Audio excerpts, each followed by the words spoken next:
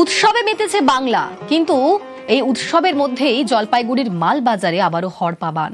নবমীর দুপুরে মাল নদীতে হড়পা বান। মাল নদীর বিসর্জন ঘাটে কাজ করছিলেন মালবাজার পুরসভার কর্মীরা। ঠিক সেই সময়ই নদীতে হড়পা বান।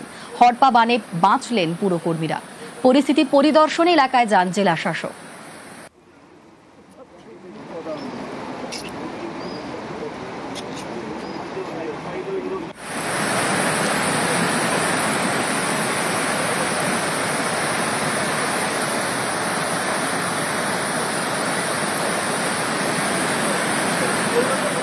আমরা সবাই প্রস্তুত আছি।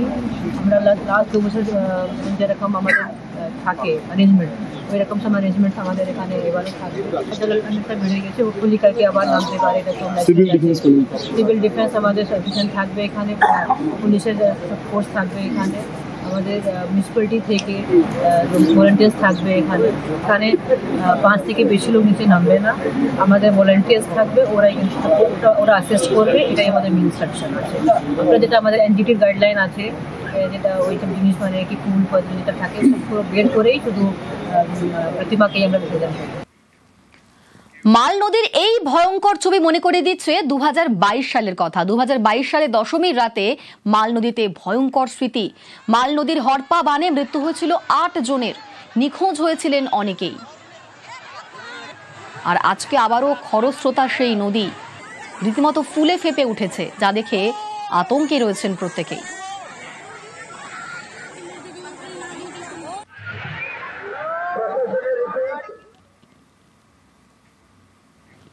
এদিকে পাহাড়ে ভারী বৃষ্টির জের জল বেড়েছে বিভিন্ন চা বাগানের মাঝ দিয়ে বয়ে চলা ছোট নদী এবং ঝোড়ায়।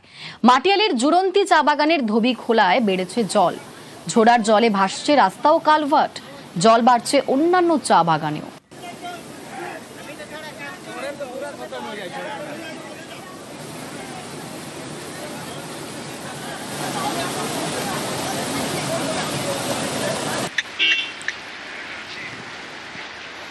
এইখানে দেখেন, এইখানে ভিডিও করে তাহলে বুঝতে হবে।